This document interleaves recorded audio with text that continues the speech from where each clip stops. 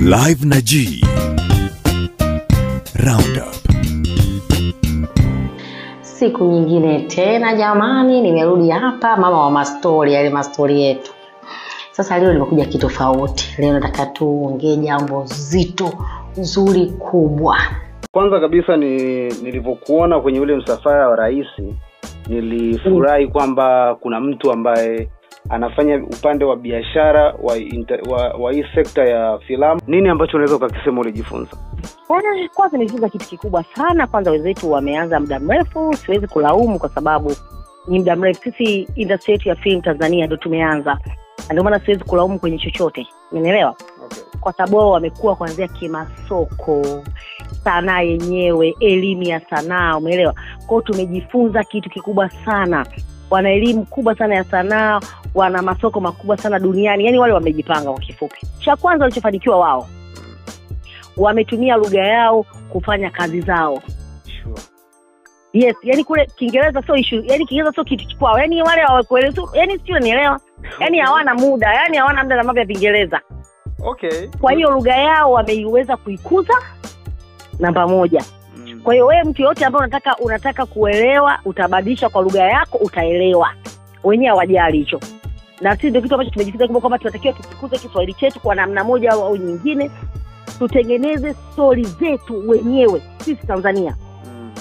Unajua duniani sasa hizi story watu wameishia. Ukiangalia kule Hollywood story wameishia, sasa kufanya magic sana. Umeelewa?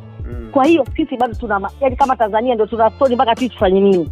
Unajua Lamata, nilimuongea kitu nilikuwa naongea kwenye hii session pia na moja ya watu ambao wamefeko Shamte. Wakati anafanya filamu yake ya kuhusiana na Mkwawa, kwamba tuna bado, yani sisi ni bado tunaweza kusema ni bikra sana kwenye issue ya story. Hatuna bado story kwa sababu kwamba unaambiwa bustani ya Eden inasemekana ni Tanzania hapa Ngorongoro tu wapi uko creator. Kwa hiyo you need to do the story. Umeelewa? Kuna story za mtu tengeneza, tuicreate wenyewe, tuifanye na pale ndio tuende tuseme jamani bustani Eden ndio tuwaaminishe kwa wenye filamu kwamba bustani Eden jamani ndio hii hapa. Umenielewa? Oh yeah. Kwa tuna vitu vingi vya kufanya kwenye industry. Yaani mimi kwa kweli nimejifunza kitu kikubwa. Live na G Roundup. Pia nimejifunza watu wanafanya kazi.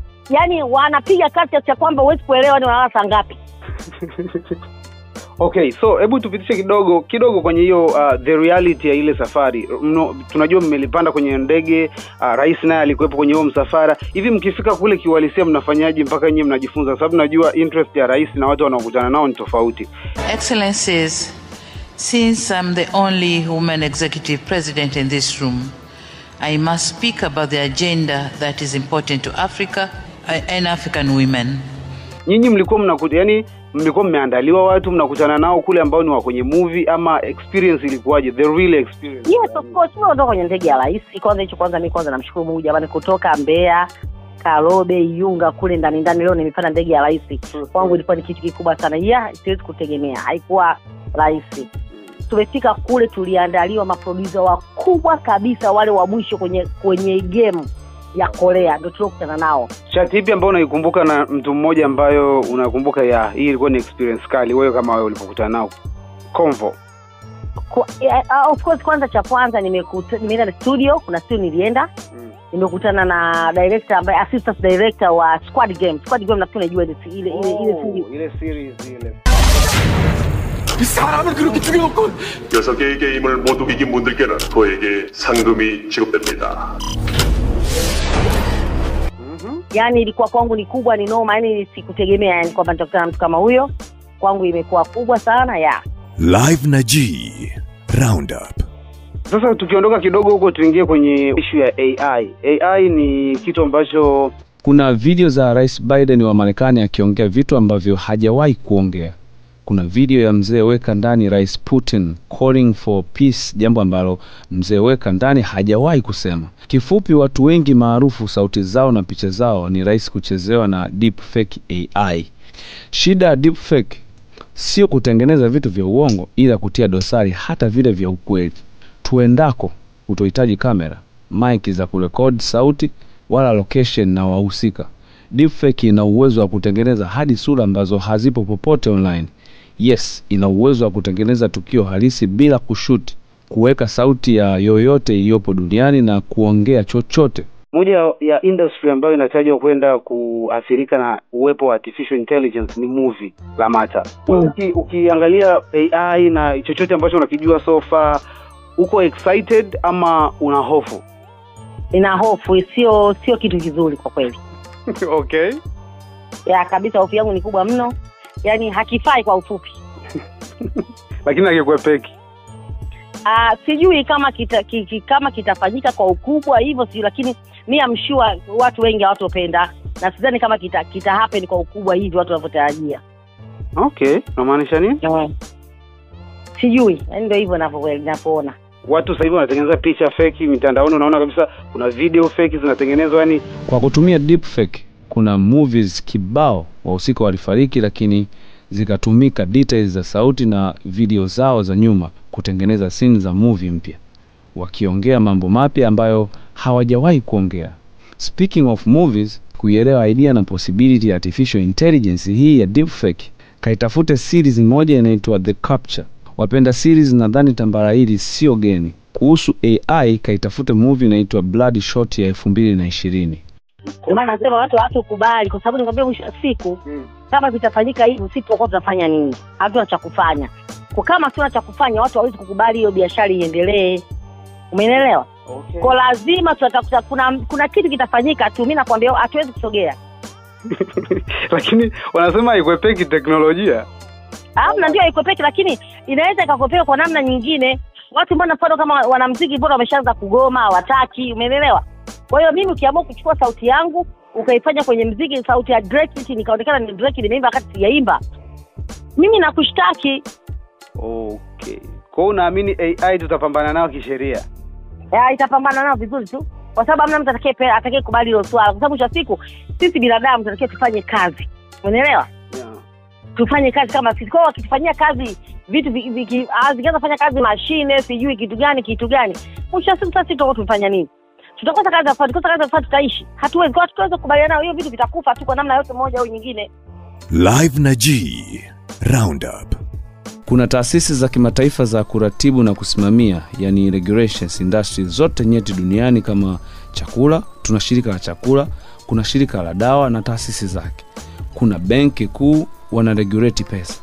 Kuna mashirika ya kuregulate nishati ya nuclear, kuna OPEC tuliokuambia wana regulate mafuta. Kuna Dawasco wana regulate maji lakini hakuna shirika la kuregulate teknolojia duniani wala ndani ya mataifa mengi.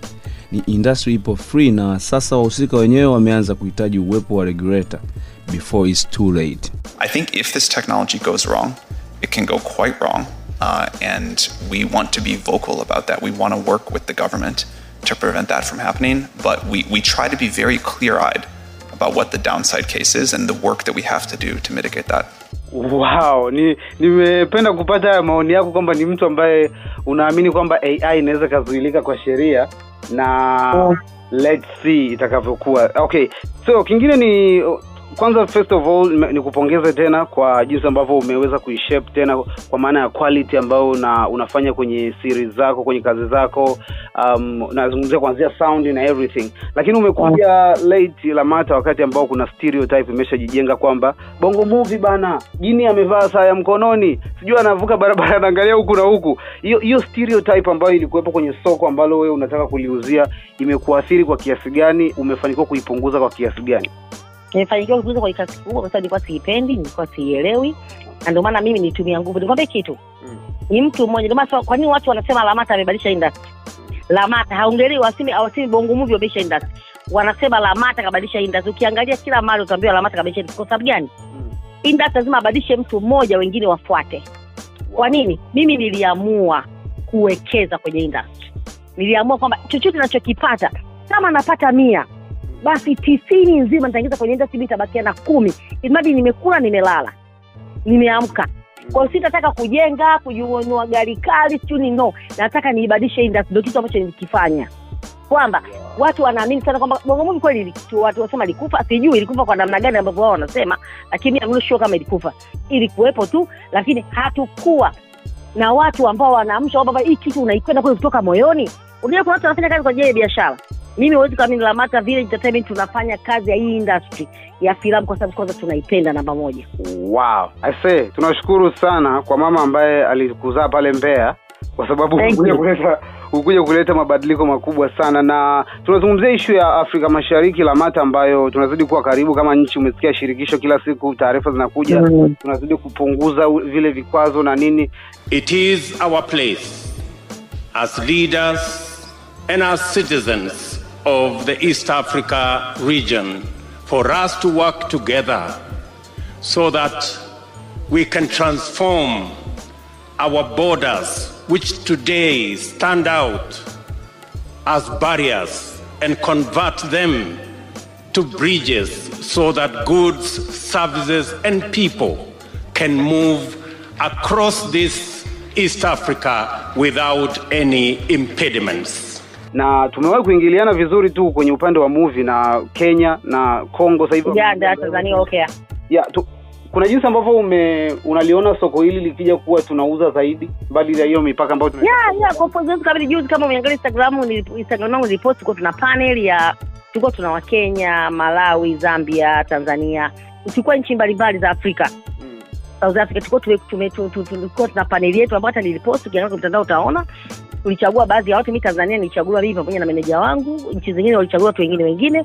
Tulifanya kikao, yes, cha pamoja. Tukafanya pia kuna event ambayo itafanya mwezi wa 9 Uganda.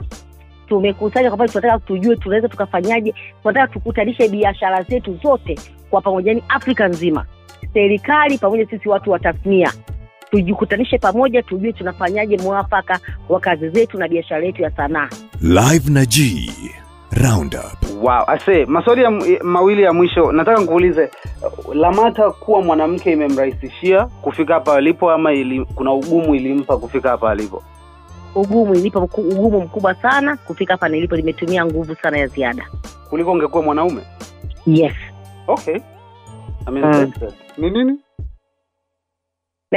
Unamaanisha nini? Na maana kwa sababu nilitumia nguvu sana kuvunja ile mipaka ambayo ilikuwa imetengenezwa, kwamba mfano kama mimi nilikuwa napenda kuwa director, lakini katika industry nilokuepo ilikuwa director ni wachache sana wanawake, ilikuwa hamna kwanza.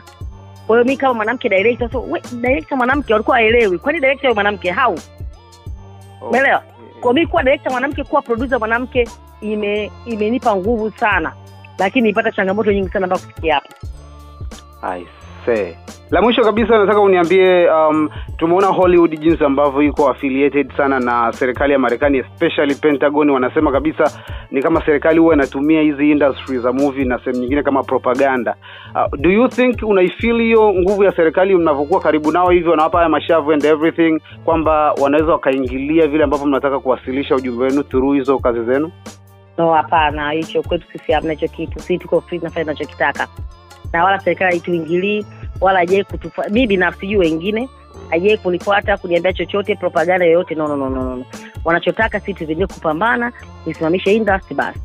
Lamata, nashukuru sana kwa time yako na I really appreciate. Nitafuta tuifanye 101. Oh, thank you. Hii ni madini.com.